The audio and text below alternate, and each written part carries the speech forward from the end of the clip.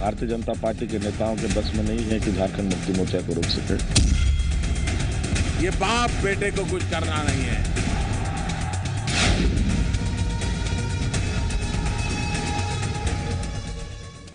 नमस्कार, स्वागत है बड़ी बहस में। मैं हूं सैयद हुसैन। झारखंड में संताल परगना अब सबकी नजरों में है। यहां की जनता की नजरों में चढ़ने के लिए तमाम दलों की आखिरी कोशिशें जारी हैं। अब तक संताल की सियासत में जेएमएम की दावेदारी सबसे मजबूत मानी जाती रही है, लेकिन इस बार गढ़ में सेंधमारी के लिए बीजेपी ने जबरदस्त जोर आजमाइश कर रखी है। यहां लड़ाई मोदी के मैजिक और हेमंत की हैसियत की हो रही है, लेकिन इस बीच तैयारी उनकी भी है जो संताल के रास्ते सत्ता तक पहुंचने की तमाम जुगत में लगे हुए हैं। भारतीय जनता पार्टी के नेताओं के बस में नहीं है कि झारखंड मुक्ति मोर्चा को रोक सके। ये बाप बेटे को कुछ करना नहीं है। प्रधानमंत्री नरेंद्र मोदी की दहाड़ और झारखंड के मुख्यमंत्री हेमंत सोरेन का तीखा प्रहार। रांची के ताज की लड़ाई संताल परगना में खत्म होने जा रही है, मगर इसके नतीजे से पहले दोनों के बीच जुबान से जीत हासिल करने की जबरदस्त जोर आजमाइश हो रही है। संताल परगना जेएमएम का सियासी गढ़ माना जाता है और बीजेपी इस बार जेएमएम की ताकत को यहां चुनौती देने का कोई मौका नहीं छोड़ रही। कांग्रेस के लोगों को आपकी याद नहीं आई। यहां के आपके कई नेता हमेशा कांग्रेस के पिछलग्गू बनकर के ही अपनी राजनीति करते रहे हैं। कांग्रेस सरकारों में मंत्री बन चुके हैं, लेकिन उनको कभी आदिवासियों की याद नहीं आई थी। सिर्फ चुनाव नहीं, हम सबका चुनौती का घड़ी है और इसमें हमको दिखाना पड़ेगा हमारी सामाजिक एकता कितनी मजबूत है। आज ये लोग यहां पर लोगों को ठग करके वोट लेने का प्रयास कर। अभी नरेंद्र मोदी जी ने कहा, अभी दुमका में इनका प्रोग्राम हुआ, कोई दुमका संताल परगना से लोग नहीं आया। बंगाल और यूपी बिहार का लोगों को यहां ढोकर के लाया गया उस मीटिंग में। बीजेपी ने झारखंड में आदिवासियों पर डोरा डाला है। चुनावी सभाओं में मोदी ने आदिवासियों के लिए वायदा तो किया ही, जेएमएम से संभल कर रहने की चेतावनी भी दी, लेकिन हेमंत के पलटवार का अंदाज भी उतना ही तल्ख है। हेमंत ने संताल की जनता को मोदी की सियासी रणनीतियों से बचे रहने की सलाह दी है। अटल बिहारी वाजपेयी की पहली सरकार बनी, जिस सरकार ने आदिवासियों के लिए अलग मंत्रालय बनाया, आदिवासियों के कल्याण के लिए अलग बजट रखा, आदिवासियों के कल्याण के लिए अलग आदिवासी मंत्री रखा और एक पूरी सरकार के अंदर आदिवासियों के कल्याण के लिए अलग व्यवस्था खड़ी कर दी। क्या क्या है आदरणीय गुरु जी ने? क्या इस राज्य में जल जंगल जमीन की खाक छान करके यहाँ के लोगों को आंदोलन करके अलग राज दिलाया, ये उनका गुनाह है क्या? आज इस राज्य के आंदोलनकारियों को गाली देने वाले ये लोगों को क्या हम इस राज्य में पनाह दे सकते हैं? आज निश्चित रूप से बहुत बड़ा सवाल है। ये सिर्फ हमारे आंदोलनकारी नहीं, देश के आंदोलनकारियों को गाली दे रहे हैं। आज ये भारतीय जनता पार्टी का अनेकों चेहरा आपको दिखने को मिलेगा। संताल परगना जेएमएम का किला है। साफ है बीजेपी के हमले के निशाने पर जेएमएम ही रहेगा, लेकिन कांग्रेस, जिसे पिछले चुनाव में सिर्फ एक सीट हासिल हुई थी, क्या वो इन दो दलों की लड़ाई में अपने मौके भुना सकती है? या फिर जेवीएम, जिसका कुनबा बिखरा हुआ है, वो संताल की भूमि से वापसी की उम्मीद देख सकता है? जाहिर है संताल परगना सिर्फ बीजेपी और जेएमएम की किस्मत तय नहीं करेगा, बल्कि झारखंड चुनाव में शामिल तमाम दल इस एक इलाके में मौजूद 16 विधानसभा क्षेत्र की जनता के भरोसे अपना मुस्तकबिल देख रहे हैं। ब्यूरो रिपोर्ट, जी मीडिया। जी हाँ, तो पांचवा और अंतिम चरण संथाल परगना में होना है झारखंड चुनाव, और इसमें बीजेपी और जेएमएम निश्चित तौर पर आमने सामने है, क्योंकि जेएमएम का गढ़ माना जाता है। और इसी पर आज हम चर्चा करेंगे। कुछ खास मेहमान हमारे साथ स्टूडियो में मौजूद हैं, उनसे आपका तारुफ करा देते हैं। रांची स्टूडियो में इस वक्त हमारे साथ अजय राय जी हैं, कांग्रेस के नेता। स्वागत है अजय जी आपका। साथ ही साथ मनोज श्रीवास्तव जी हैं, जाने माने पत्रकार, आपका भी स्वागत है मनोज जी। और पटना में इस वक्त हमारे साथ प्रेमरंजन पटेल जी हैं, विधायक बीजेपी से। स्वागत है प्रेमरंजन जी आपका। और पॉलिटिकल एनालिस्ट के रूप में हमारे साथ मुकेश कुमार जी हैं, आपका भी स्वागत मुकेश जी। सबसे पहले हम रांची चलते हैं। अजय जी और मनोज श्रीवास्तव जी वहां पर मौजूद हैं। पहला सवाल मनोज श्रीवास्तव जी आपसे मेरा रहेगा। आज 2 सभाएं की नरेंद्र मोदी ने, और खास तौर से जिस तरीके से हेमंत सोरेन पर पलटवार किया है, वो ऐसा लग भी रहा था। 16 में से 9 सीटें जेएमएम के पास है, संथाल की अगर बात की जाए तो, और जाहिर तौर पर बीजेपी के लिए सबसे बड़ा खतरा जेएमएम है। लेकिन जो बातें निकलकर सामने आई हैं, जिस तरीके से उन्होंने साफ तौर पर जेएमएम को एक चुनौती दी है, पलटवार भी हेमंत सोरेन की तरफ से हो गया, क्या लगता है कि सिर्फ और सिर्फ बीजेपी वर्सेस जेएमएम इससे 5वें और आखिरी चरण में होगा? जेवीएम, कांग्रेस, आरजेडी, इनके लिए कुछ खास नहीं है? देखिए, जेवीएम तीसरा कोण जरूर बनाएगा ज्यादातर सीटों पर जी, लेकिन कांग्रेस की उपस्थिति उससे कम है, जेवीएम से कम है। जेवीएम से कम प्रभावी है कांग्रेस संथाल परगना में, और राजद 1-2 सीटों पर दखल देने की स्थिति में है। अन्यथा मुकाबला जो है बीजेपी और जेएमएम के बीच है। बिल्कुल मनोज जी, लेकिन एक सबसे बड़ा सवाल यहां पर यही है कि आखिर जो जिस तरीके से आज चुनावी सभाएं हुई हैं, जो बातें निकलकर सामने आई हैं, बीजेपी ने जैसा पलटवार किया है, साफ तौर पर नरेंद्र मोदी ने कहा है कि पिता और पुत्र को उखाड़ फेंकने का आह्वान वो कर रहे हैं। प्रेमरंजन पटेल जी हमारे साथ स्टूडियो में मौजूद हैं, पटना स्टूडियो में। पहले उनसे बात कर लेते हैं, फिर रांची में हम अजय जी से भी बात करेंगे। प्रेमरंजन जी, आज की रैली आपने देखी, आज का सभा आपने देखा, जिस तरीके से नरेंद्र मोदी ने बिल्कुल खुलकर यह बात रख दी, क्या आपको लगता है कि जेएमएम सबसे बड़ी चुनौती है, और उस चुनौती के सामने मोदी का ये आज बयान था, जो बातें उन्होंने कही हैं? देखिए, झारखंड में कहीं भारतीय जनता पार्टी के लिए कोई पार्टी चुनौती नहीं है। 5 चरणों में चुनाव झारखंड के होने थे, उसमें 4 चरण बीत गए हैं। संथाल में सिर्फ 2 सीट मिली थी 2009 में, ये भी ध्यान रखना होगा। अंतिम चरण का चुनाव है वो संथाल परगना का है। संथाल परगना में मैं मानता हूं कि पहले भारतीय जनता पार्टी कमजोर थी। उस समय की परिस्थितियां और आज की परिस्थितियां में दोनों में जमीन आसमान का अंतर हुआ है। आज लोगों का झुकाव भारतीय जनता पार्टी की तरफ हुआ है। लोग जब केंद्र के अंदर में जब नरेंद्र मोदी के नेतृत्व में सरकार बनी है, लोगों का आस्था और विश्वास भी उस सरकार में जगी है। अब लोग चाहते हैं कि जो स्थिति झारखंड की बनी है, वो स्थिति से अगर निराकरण करना है, समस्या का समाधान करना है, झारखंड को आगे बढ़ाना है, विकास के रास्ते पर ले चलना है, तो निश्चित रूप से भारतीय जनता पार्टी एक ही बात हमेशा निकल कर आती है कि अगर विकल्प एक ही है कि बहुमत की सरकार बने, और वो बहुमत की सरकार सिर्फ बीजेपी दे सकती है, विकास अगर चाहिए तो बीजेपी कर सकती है, लगातार एक ही बात निकलकर सामने आती है, जो भी जनसभाएं हो रही हैं। हम अजय जी से बात करना चाहेंगे। अजय जी, अगर देखा जाए जो बातें आ रही हैं सामने, ऐसा लगता है कि कांग्रेस को लोग राइट ऑफ कर रहे हैं, कि आप भी बहुत ज्यादा परेशान हैं, आपके भी माथे पर शिकन दिखाई दे रही है। अजय जी, संथाल परगना में कांग्रेस की क्या भूमिका रहेगी इस बार? नहीं, इस तरह की कहीं कोई बात नहीं है। और वरिष्ठ पत्रकार मनोज जी ने जितनी जो बातें कही, हमें लगता है उसमें जवाब छिपा हुआ था। क्योंकि उन्होंने जो कहा कि भारतीय जनता पार्टी, जेएमएम, तीसरे नंबर पे जेवीएम, उसके बाद कांग्रेस, तो वहां पर कुल 16 सीटों पर चुनाव होने हैं। और उन परिस्थितियों में कहीं ना कहीं अगर सबकी भागीदारी उन्होंने दे दी, आरजेडी तक की भागीदारी उन्होंने दे दी, तो आप सोच लें कि उसी में बंटवारा होना है। अब किनके जिम्मे कितने सीटें जाएगी, ये तो 23 तारीख को पता चलेगा। लेकिन आज जो मोदी जी की जो सभा हुई, और मोदी जी के सभा में मोदी जी फिर जो खुलकर ये बातें बोले कि साहब बाप बेटी की सरकार यहां से हटानी है, तो भाई मोदी जी पहले पंजाब में प्रकाश सिंह बादल और सुखविंदर की सरकार को तो आप हटा दें, क्योंकि आप बार बार वही वंशवाद का जिक्र कर रहे हैं। लेकिन उसके बावजूद भी जो है आपके यहाँ प्रेम सिंह धूमल विपक्ष के नेता बने हुए हैं, अनुराग ठाकुर का युवा मोर्चा का अपना अध्यक्ष बनाए हुए हैं। तो वंशवाद आपके यहाँ कूट कूट के भरे हुए है, और आप दूसरे के ऊपर में तोहमत लगा रहे हैं। और उन परिस्थितियों में आप झारखंड की दशा और दिशा, और वहां पर आपने ये बातें भी बोली कि साहब यहाँ जितने दिन यहाँ पर राज्य में लोगों ने राज किया, नेताओं ने सिर्फ अपना पॉकेट भरा है। तो लगभग 9 सालों तक भारतीय जनता पार्टी यहाँ राज की, तो पहले उनका तो नाम बताएं। ये बात हेमंत सोरेन ने भी कही है, हेमंत सोरेन ने भी इसी चीज का पलटवार भी किया जाए जी। बिल्कुल, जो बात आप कर रहे हैं, हेमंत सोरेन भी कहीं ना कहीं इसी तरीके की बात करते हुए दिखाई दिए थे। नरेंद्र मोदी का कुछ ऐसा ही पलटवार किया था उन्होंने। बहरहाल हमारे साथ पॉलिटिकल एनालिस्ट, कि जी। इनके कथनी और करनी में कितना अंतर है। जी, कथनी और करनी में कितना अंतर है। बिल्कुल अजय जी, दोबारा आपके पास आएंगे, दोबारा आपसे हम बातचीत करेंगे।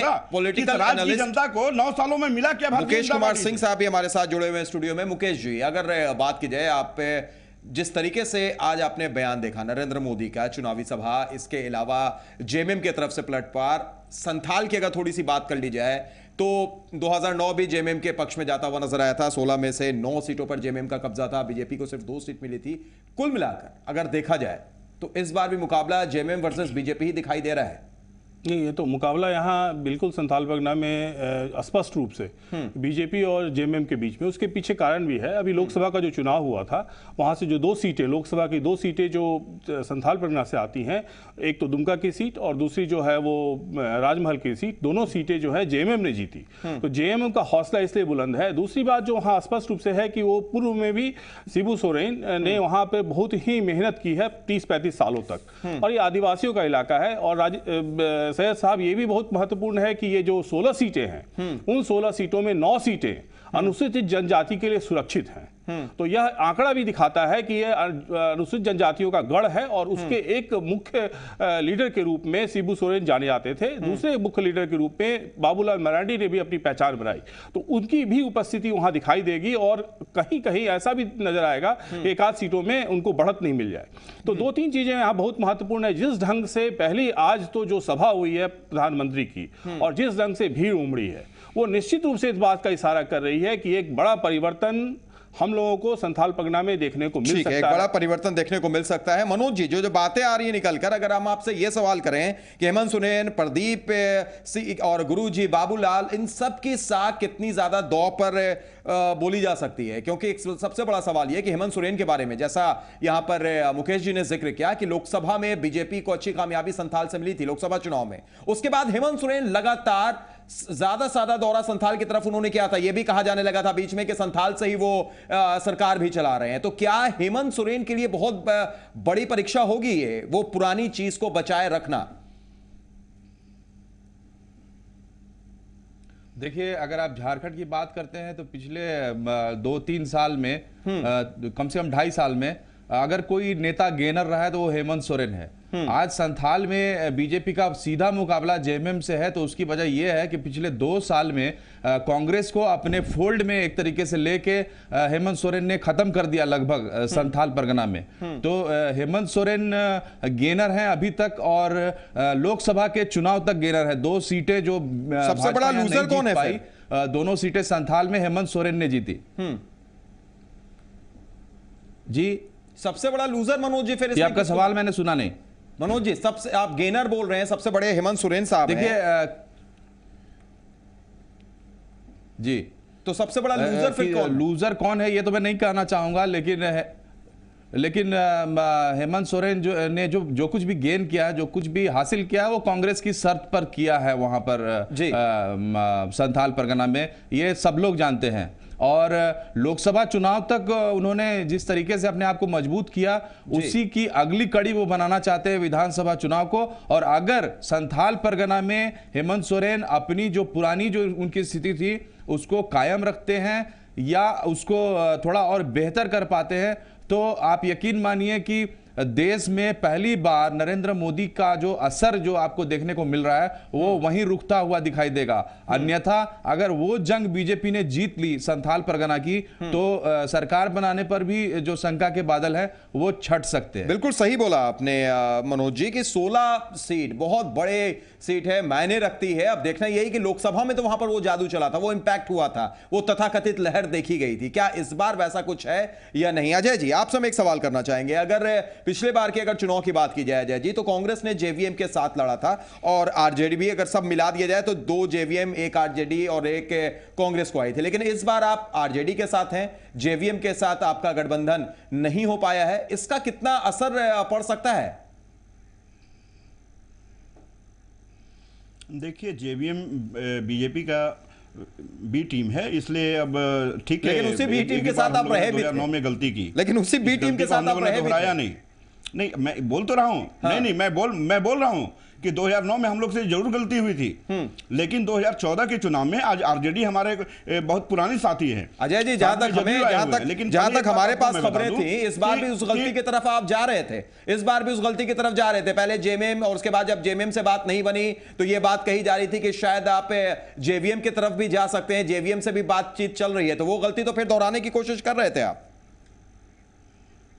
नहीं, देखिए आपके पास किस तरीके से कौन सा इंफॉर्मेशन आया इस पर मैं सफाई नहीं दे सकता, लेकिन जहां तक कांग्रेस की बुनियाद की बात है तो आपको भी जानकारी में होगा कि वहां पर राजमहल में भी जो हमारा बहुत परंपरागत लोकसभा का सीट रहा है, और गोड्डा में भी जो है हमारे फुरकान साहब जो है काफी वहां पर सक्रियता से रहे हैं और वो सीट भी हम लोग ने जीता है। और वहां के कई ऐसे सीटें हैं, आज आलमगीर आलम साहब भी मान ले पाकुड़ से चुनाव लड़ रहे हैं, तो वो भी आपको भी ध्यान होगा कि वो भी झारखंड विधानसभा के अध्यक्ष रहे हैं। तो ऐसा नहीं कि कांग्रेस की वहां पर बुनियाद नहीं है। महागामा में हमें राजेश रंजन जी जीत करके आए हैं, तो वहां पर कांग्रेस की एक अच्छी बुनियाद है। बीच में थोड़ा संगठन हमारा निश्चित तौर पर कमजोर पड़ा था, लेकिन अभी की स्थिति में आप जो बार बार जेएमएम से बात कर रहे हैं कि उनके साथ समझौते का, तो निश्चित तौर पर ये संथाल परगना की जो सीटें हैं उसको लेकर के ही हमारा जेएमएम के साथ समझौता नहीं हो पाया, क्योंकि जहां पर हम भी मजबूत स्थिति में थे, कहीं ना कहीं उनके भी विनिंग कैंडिडेट थे, और उन परिस्थितियों में दोस्ताना संघर्ष का भी मामला वो जम नहीं पाया। ठीक है, हम एक साथ समझौते के तहत चुनाव में नहीं उतरे, उनका अपना एजेंडा, हमारा अपना एजेंडा है, और हम अपने एजेंडे के तहत ही इस चुनाव में उतरे हैं, और निश्चित तौर पर इस चुनाव में संथाल की जनता कांग्रेस का साथ देगी। ठीक है, तो और आपको मैं बता चुकी लगातार जो है जो हम लोग, ठीक है, लेकिन उसके लिए हमें थोड़ा इंतजार करना पड़ेगा, और जेएमएम उसे अपनी उपलब्धि बताती है, आप उसे अपनी उपलब्धि बताते हैं। मनोज जी, जो बातें निकल के सामने आ रही हैं, इसका क्या माना जाए? यहाँ पर कांग्रेस की बात से आप कितना सहमत हैं, और किसकी ताकत और किसकी कमजोरी क्या है? मनोज जी। जी, संथाल परगना में जेएमएम परंपरागत रूप से मजबूत रही है। वहां पर शिबू सोरेन का अच्छा खासा प्रभाव रहा है। इन दिनों क्या हुआ है जेएमएम के संदर्भ में आप कह सकते हैं कि 2009 के चुनावों में जेएमएम ने अप्रत्याशित रूप से बहुत अच्छा परिणाम दिया था। 18 सीटें पहली बार आई थी जेएमएम को झारखंड में, और गुरुजी की सरकार चली और गिरी, तो जो एक गुरुजी की छवि बनी हुई थी एक अच्छे नेता और कमजोर राजनीतिज्ञ की, उस छवि को तोड़ते हुए हेमंत सोरेन ने अपने आप को एक नेता के रूप में प्रस्तुत किया। तो स्वाभाविक रूप से जो जेएमएम का पारंपरिक इलाका है, प्रभाव क्षेत्र है, वहां इसका सबसे ज्यादा लाभ मिलने की उम्मीद जेएमएम कर रहा है। दूसरी बात यह है कि अगर आप हालिया चुनावों को कुछ आधार बनाते हैं तो लोकसभा के चुनाव हैं, पिछले बार भी 2009 में जब यहाँ विधानसभा के चुनाव हुए थे, उसके ठीक पहले लोकसभा के चुनाव हुए थे। अगर आप गौर से देखेंगे तो ज्यादातर लोकसभा चुनाव के जो परिणाम थे तकरीबन उसी तरह के परिणाम आए थे, थोड़े बहुत हेरफेर के साथ। तो इस बार लोकसभा चुनाव में क्या हुआ कि कांग्रेस वहां से गायब हो गई। दोनों सीटों पर जेएमएम ने चुनाव लड़ा और कांग्रेस के वोट बेस का इस्तेमाल किया जेएमएम ने, तो जेएमएम मजबूत हुई और कांग्रेस कमजोर हुई। जहां तक बात है भाजपा की, तो प्रधानमंत्री नरेंद्र मोदी एकमात्र ताकत है, आप कह सकते हैं संथाल परगना में भी, और बाकी झारखंड में जिस तरीके से इसी आधार पर भाजपा, यानी मनोज जी पूरे तरीके से अगर देखा जाए वो तथाकथित लहरी है और उसी का कुछ इंपैक्ट है जो पड़ता हुआ दिखाई दे रहा है। बहरहाल वक्त की हमारे पास मजबूरी भी है। अजय जी, आपसे भी हम चाहेंगे एक अंतिम प्रतिक्रिया कि जिस तरीके से जो बातें निकलकर सामने आ रही है, कांग्रेस अपने आप को कैसे देख रही है? कांग्रेस की क्या कुछ प्लानिंग है इस बार? देखिए, सबसे बड़ी बात है कि 14 साल का जो झारखंड का इतिहास है उसमें लगभग 4160 दिन जो है टोटल, अगर उसको देखा जाए तो उसमें लगभग 3134 दिन जो है भारतीय जनता पार्टी यहां पर राज की है, और राज की जनता हर एक चीज को देख रही है, और हम लोग इसी चीज को लेकर के राज की जनता के पास आए हुए हैं कि कम से कम वो एक बार कांग्रेस को मौका दे ताकि यहां पर एक अच्छा हम सुशासन दे सके। ठीक है, प्रेम रंजन जी, सबसे ज्यादा बीजेपी यहां पर रही है, लगातार ये बात कहना है, हेमंत सोरेन ने भी यही पलटवार किया है। क्या मानते हैं आपकी बीजेपी सबसे ज्यादा रहने के बाद भी झारखंड का विकास नहीं कर पाई, अब क्या करेगी? ये आरोप बार बार लग रहा है बीजेपी पर। देखिए, झारखंड का जितना विकास होना चाहिए था जिस मामले में वह नहीं हो सका है, इस बात को मैं मानता हूं। लेकिन परिस्थितियां अलग थी। आप भारतीय जनता पार्टी की सरकार के समय में ही झारखंड राज्य का निर्माण हुआ, लेकिन उसके बाद केवल 4 वर्षों तक ही भारतीय जनता पार्टी केंद्र में सत्ता में रही। उसके बाद कांग्रेस की सरकार आ गई और भारतीय जनता पार्टी के रहते कांग्रेस की सरकार ने झारखंड के साथ सौतेला व्यवहार किया। शंकर जी, आप ये बताएं, लगातार झारखंड के साथ नाइंसाफी कांग्रेस की सरकार लगातार करती रही। जो मिलना चाहिए था, उसके रॉयल्टी मिलने चाहिए थे, जो शेष मिलने चाहिए थे, जो खनिज संपदाओं का, वो केंद्र में रहने वाली सरकार ने नहीं देने का काम किया, जिसके कारण झारखंड के राज्य का बीजेपी ने सबसे नाराज किया। सवाल कांग्रेस पर भी, सवाल बीजेपी पर भी। ये 14 साल जो शासन हुआ है उसमें सबसे महत्वपूर्ण है जो भी राष्ट्रीय पार्टियों के, जो राष्ट्रीय पार्टी और क्षेत्रीय पार्टियों के जो लोग हैं, कि आखिर 14 साल में जो वहां का एक आम नागरिक था, एक आदिवासी था, एक मूल निवासी था, उसकी कितनी तरक्की हुई। और जो कांग्रेस के साथी हमारे बोल रहे हैं, उनको इस बात का भी ध्यान रखना चाहिए कि उनके द्वारा ही ऐसी सरकार देश में बनाई गई थी जिसका कि एक निर्दलीय मुख्यमंत्री था और वो जेल गया, और आपने उसको सपोर्ट किया। और जिस ढंग से उसने पूरे कोयला घोटाला किया, उसने आयरन ओर का घोटाला किया और किस्म से सारी बातें की, और आप लोगों ने कभी उस पर आपत्ति नहीं उठाई। अभी आपकी सरकार, आज आप जेएमएम के साथ में विरोध में लड़ रहे हैं, लेकिन आप मोरल पॉलिटिक्स को ध्यान में रखिए। मोरल पॉलिटिक्स को ध्यान में रखिए। राजनीति केवल राजनीति के लिए नहीं होती है, वोट की राजनीति नहीं होती है, जनता के विकास की राजनीति होती है, लोगों की बात की राजनीति होती है। रोकना चाहेंगे, एक छोटे से ब्रेक के लिए हम रुक रहे हैं, तुरंत लौटते हैं। अजय जी के पास रांची चलेंगे, हमारे साथ मनोज जी वहां पर बने हुए हैं, हम प्रतिक्रिया उनसे लेंगे। तुरंत लौट रहे हैं छोटे से ब्रेक के बाद। भारतीय जनता पार्टी के नेताओं के बस में नहीं है कि झारखंड मुक्ति मोर्चा को रोक सके। ये बाप बेटे को कुछ करना नहीं है।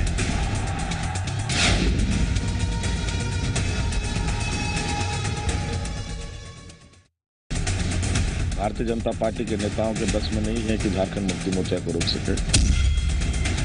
ये बाप बेटे को कुछ करना नहीं है।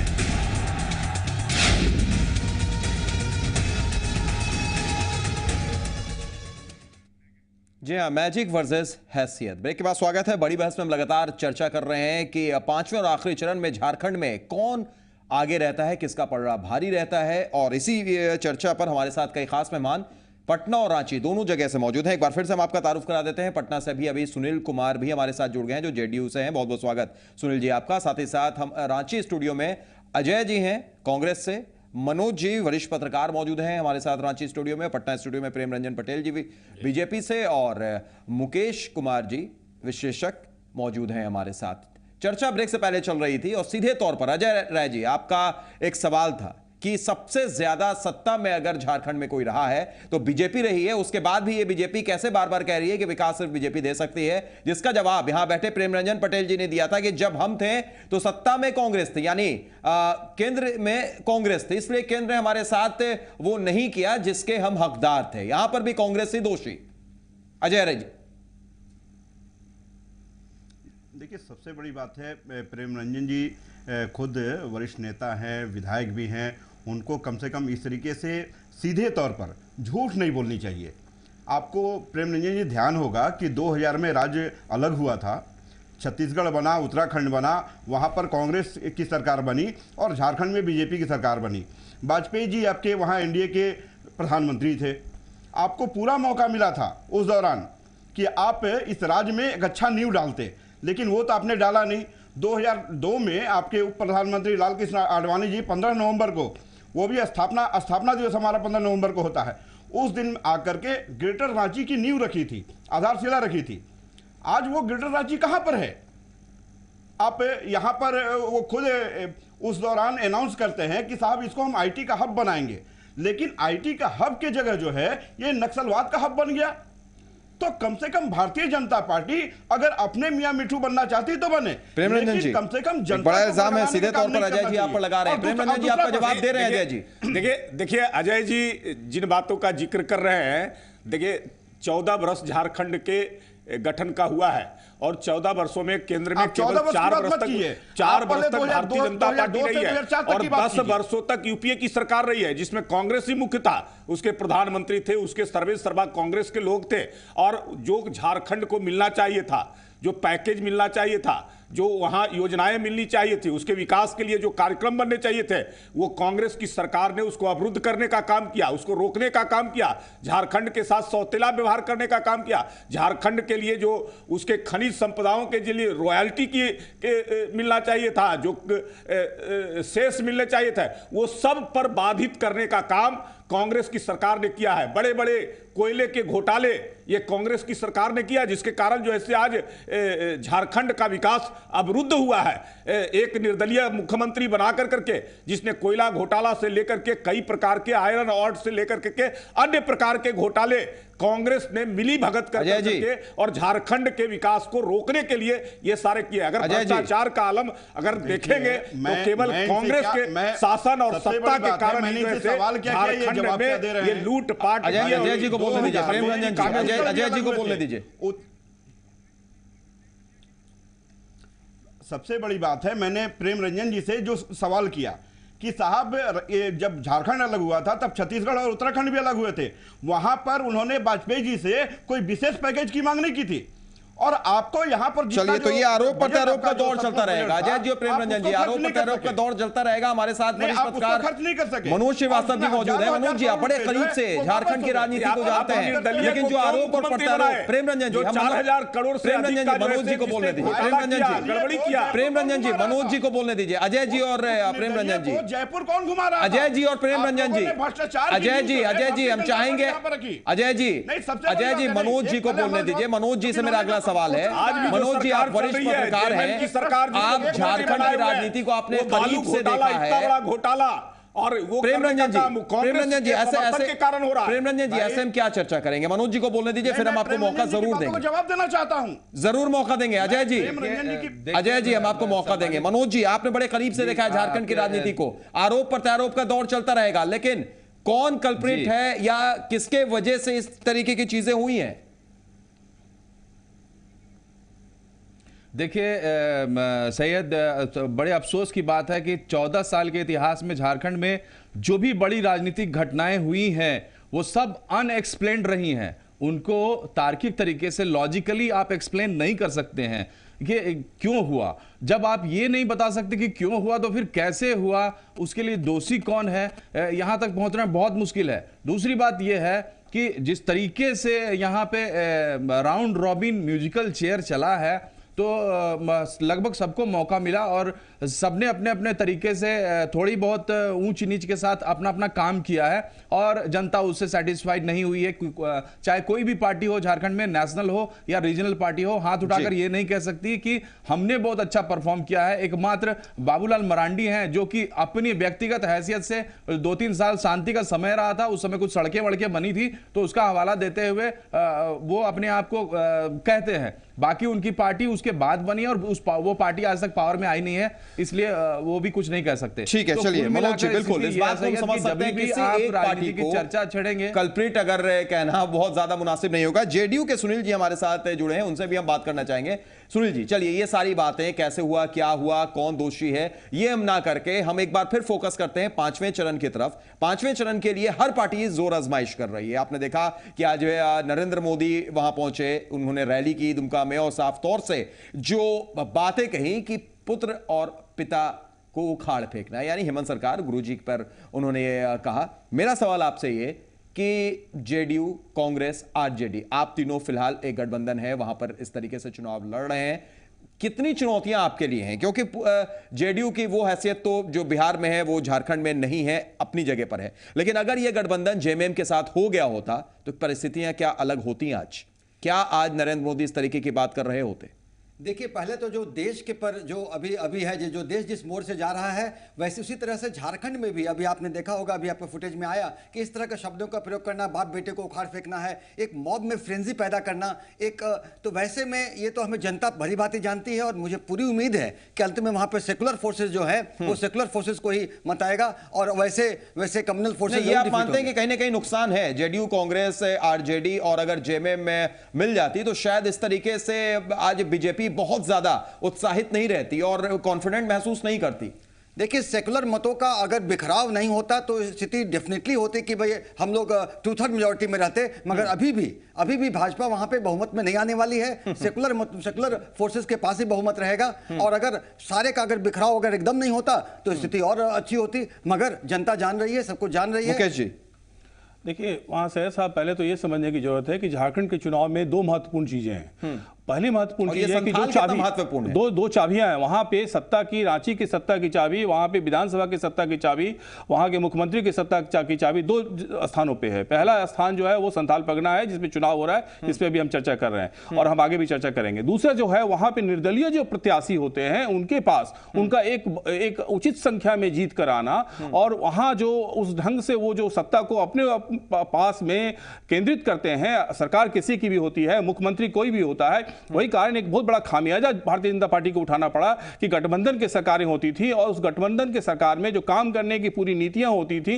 वो उस ढंग से नहीं जमीन पर उतारी जाती थी। उसके कई कारण थे, लेकिन ये जो निर्दलीय प्रत्याशी हुआ करते थे, इनकी कार्यप्रणाली और इनके भ्रष्टाचार को हम लोगों ने देखा है 14 साल में। और आप उदाहरण के रूप में हरिनारायण राय जी को ले लीजिए। हरिनारायण राय जी निर्दलीय प्रत्याशी के रूप में जीते, फिर उन्होंने वहां सत्ता में रहे, मंत्री रहे, और फिर जेल भी गए। जेल जाने के बाद पुनः जब वापस आए हैं तो वो वहां जरमुंडी से चुनाव लड़ रहे हैं और जेएमएम के प्रत्याशी के रूप में है। तो वहां कोई संकोच नहीं है कि किसी को कि वहां क्या भ्रष्टाचार होता है, क्या क्रिमिनलाइजेशन ऑफ पॉलिटिक्स होता है, कैसे पैसे का होता है। दूसरी चीज जो है, वहां पे जो कैपिटलिस्ट जो कार्टेल है, जो इंडस्ट्रियल कैटल है, वो अपने ढंग से काम करता है, उसका प्रभाव जो है वहां के चुनाव में पड़ता है। दूसरा एक जो केंद्र है जो वहां प्रभाव पड़ता है, वो नक्सल प्रभाव पड़ता है। वहां आप चतरा की सीटों में चले आइए, सिमरिया की सीट में चले आइए, टुंडी की सीट में चले आइए, गांडे की सीट में चले, वहां पे नक्सल जो होता है उसका कहना होता है कि भाई हमारा नजदीक का कौन है जो हमारी सुरक्षा करेगा। आपने योगेंद्र साहु जी का केस देखा, एक मंत्री जो है, अभी सरकार का एक मंत्री जो है, वो नक्सल के साथ में साठ गांठ में था, वो सत्ता चला रहा था, और आपने उसको नजरअंदाज किया। सरकार ने, हेमंत जी की सरकार ने, कई ऐसे फैक्टर्स हैं जो नजर आते हैं, दिखाई देते हैं। मनोज जी, मेरा सवाल आपसे यह है, बीजेपी की अगर बात की जाए तो ठीक है, बीजेपी तो एक, आपने पहले भी यह बात कही कि कहीं ना कहीं एक इंपैक्ट जरूर पड़ रहा है, तथाकथित लहर कहें या इंपैक्ट कहें, यह पड़ता हुआ जरूर नजर आ रहा है। नरेंद्र मोदी आकर भाषण देते हैं, भीड़ होती है, लेकिन उसके अलावा हेमलाल मुर्मू, उसके अलावा स्टेफन मरांडी, ये जब बीजेपी में अब शामिल हो गए हैं, तो ये कितना ज्यादा बीजेपी की स्ट्रेंथ अब और बेहतर हो गई है इससे? साइमन मरांडी जी, स्टीफन मरांडी नहीं, साइमन मरांडी, माफ कीजिएगा, हाँ मनोज जी, बीजेपी की स्ट्रेंथ की जो आप बात कर रहे हैं, बीजेपी की स्ट्रेंथ की जो आप बात कर रहे हैं शायद, पहली बात तो यह है कि यहाँ बीजेपी चुनाव कम लड़ रही है। ब्रांड मोदी लड़ रहा है यहाँ झारखंड में चुनाव, जो देश भर में लड़ रहा है वो झारखंड में लड़ रहा है। रही बात कि यहाँ जो लोग शामिल हुए हैं बीजेपी में, उनसे क्या फर्क पड़ेगा, थोड़ा बहुत इंडिविजुअल सीट्स पे फर्क पड़ेगा, बाकी ये ऐसे नेता नहीं है जो लोग भी शामिल हुए हैं वो एक सीट से ज्यादा में कहीं प्रभाव डालते हो, ऐसा मुझे दिखाई नहीं देता है झारखंड में। तो बीजेपी यहाँ आप कह सकते हैं कि ब्रांड मोदी को लेकर चुनाव लड़ रही है। ब्रांड मोदी को प्रमोट करने के लिए इंडिविजुअल सीट्स पर सेल्समैन रखे गए हैं, जो उम्मीदवार खड़े किए गए हैं, और उस लेवल पर चूंकि बीजेपी से जुड़े हुए नेता रहे हैं, लंबे समय से बीजेपी के नेता यहां प्रदेश के रहे हैं, उनकी अपनी राजनीति रही है, तो उस लेवल पे सेल्समैन अपॉइंटमेंट में उन्होंने अपना दखल का इस्तेमाल किया है, और अलग अलग सीटों पर मैनिपुलेशंस हुए हैं लोकल लेवल पे, मतलब झारखंड के लेवल पे, और अपने कुछ लोग टिका पाए हैं। और चर्चा यह भी है कि इस वजह से जो ब्रांड मोदी है वो कमजोर हुआ है झारखंड में, ब्रांड मोदी कमजोर हुआ है। प्रेम रंजन पटेल जी, लेकिन चुनाव यहाँ पे, प्रेम रंजन पटेल जी, देखिए 4 फेज के चुनाव वहां संपन्न हो चुके हैं और अंतिम फेज है संथाल परगना, और सबसे महत्वपूर्ण फेज है ये, खासतौर से बीजेपी के लिए, क्योंकि अगर बीजेपी यहां पर अच्छी पोजीशन हासिल कर लेती है, जो उसने लोकसभा में की थी, आपको याद होगा, तो निश्चित तौर पर वो एक सत्ता पर काबिज होने की तरफ भी बढ़ सकती है। लेकिन अगर जेएमएम अपनी स्थिति वही बना लेता है जो पिछली बार थी, 16 में 9, और अगर हरिनारायण को जोड़ दें तो 10, तो फिर बीजेपी के लिए मुश्किल। केवल 4 फेज का चुनाव का आप समीक्षा करेंगे और देखेंगे तो 4 फेज में ही भारतीय जनता पार्टी की सरकार बनती नजर आ रही है, जिसके कारण जैसे बाकी पार्टियां घबराहट में भविष्यवाणी कर रहे हैं। लेकिन 5वां फेज जो संथाल परगना है, वहां भारतीय जनता पार्टी कमजोर नहीं है। 3 सीटें लोकसभा की है, उसमें से गोड्डा सीट भारतीय जनता पार्टी ने जीती हुई है, और दुमका और राजमहल भी भारतीय हेमंत जनता सोरेन का पार्टी गढ़ भी बोला जाता है, लेकिन जेएमएम का गढ़ बोला जाता है। पहले भी दुमका और राजमहल ये सीटें भारतीय जनता पार्टी जीतती रही है, ऐसा नहीं है कि वहां कमजोर है। और इधर जब हमारी केंद्र में 16 में सरकार 2 सीट पिछली बार मिली थी, फिर भी कमजोर नहीं मानते हैं। अभी केंद्र में सरकार बनी है नरेंद्र मोदी की, तो उसका फायदा होगा, आस्था बना है, और लोगों को लगता है, झारखंड को लगता है कि ये पहला मौका है कि पूर्ण बहुमत की सरकार बने, और दिल्ली और झारखंड दोनों एक चलिए, जनता को क्या लगता है, जनता को क्या लगता है कैसा विकास होगा, ये सारी चीजों के लिए तो फिलहाल हमें थोड़ा इंतजार करना पड़ेगा। जनता के फैसले का इंतजार जो 23 दिसंबर को जिसके नतीजे आएंगे। एक छोटे से ब्रेक के लिए हम रुक जाते हैं, वो भी मजबूरी है हमारी। ब्रेक से जब लौटेंगे तो इसी चर्चा को हम आगे बढ़ाएंगे और यह भी जानने की कोशिश करेंगे कि जो तीसरे नंबर पर अपने आप को साबित करने में लगी है जेवीएम, उसके लिए क्या चुनौती है और वो क्या बीजेपी या जेएमएम पर कुछ प्रभाव छोड़ सकती है। छोटा सा ब्रेक, तुरंत लौटेंगे। भारतीय जनता पार्टी के नेताओं के बस में नहीं है कि झारखंड मुक्ति मोर्चा को रोक सके। ये बाप बेटे को कुछ करना नहीं है।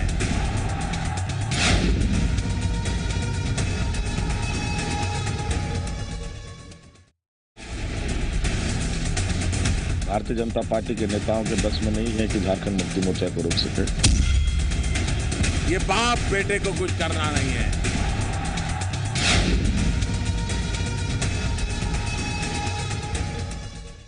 ब्रेक के बाद स्वागत है बड़ी बहस में। हम लगातार चर्चा कर रहे हैं कि झारखंड के पांचवें और आखिरी चरण में जो संथाल में चुनाव होना है वो कितना महत्वपूर्ण भूमिका निभा सकता है। हमारे साथ खास मेहमान रांची से कांग्रेस से अजय जी और वरिष्ठ पत्रकार मनोज श्रीवास्तव मौजूद हैं, और यहां पटना स्टूडियो में जेडीयू से सुनील जी, बीजेपी से प्रेम रंजन पटेल और पॉलिटिकल एनालिस्ट मुकेश कुमार मौजूद हैं। मनोज श्रीवास्तव जी, आपसे मेरा सीधे तौर पर सवाल, अभी तक जो हमने चर्चा की थी, बीजेपी की बात कर ली, कांग्रेस की बात कर ली, जेएमएम की बात कर ली, जेवीएम जिसको यह कहा जा रहा है कि वो तीसरे नंबर पर रह सकती है, लेकिन क्या ये वो पार्टी है जो दूसरों का खेल भी बिगाड़ सकती है? संक्षेप में मनोज जी। देखिए, लोकसभा चुनाव में लगभग 12.5-13% के लगभग वोट थे बाबूलाल मरांडी को जी। सीटें वो नहीं निकाल पाए, लेकिन प्रभावकारी नेता है। संथाल में खास तौर पर वो मजबूत हैं, खुद 2 सीटों पर चुनाव लड़ रहे हैं। गिरिडीह से दोनों सीटों पर उनकी स्थिति मजबूत है।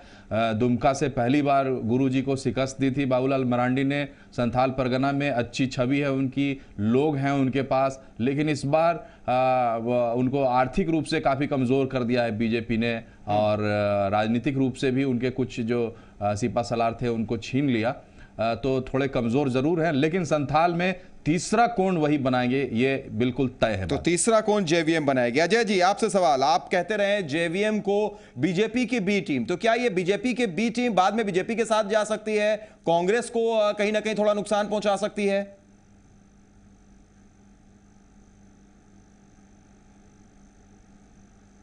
अजय जी, मेरी आवाज पहुंच रही है आप तक? तो चलिए, लगता है कि वहां पर फिलहाल संपर्क नहीं हो पा रहा है। मुकेश जी, जेवीएम कितना बड़ा खतरा दूसरों के लिए? नहीं, जैसा कि अभी मनोज जी ने कहा कि जेवीएम वहाँ से पहली बार अगर शिबू सोरेन जी को किसी ने शिकस्त दी थी तो बाबूलाल जी ने शिकस्त दी थी, और वहाँ काफ़ी समय तक उन्होंने काम किया है।